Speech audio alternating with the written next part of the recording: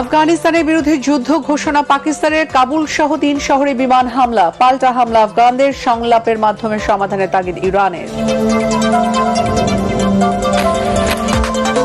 তারেক রহমানের নেতৃত্বে বাংলাদেশের রাজনৈতিক স্থিতিশীলতা ফিরবে, উন্নয়ন কার্যক্রম ত্বরান্বিত হবে, পররাষ্ট্রমন্ত্রীর সঙ্গে বৈঠকে মুসলিম রাষ্ট্রের প্রতিনিধিদের প্রত্যাশা। গণমাধ্যমের সর্বোচ্চ স্বাধীনতা নিশ্চিতে কাজ করছে সরকার, জানালেন তথ্যমন্ত্রী। তথ্য ব্যবস্থাপনাকে আধুনিক করে গড়ে তোলার তাগিদ।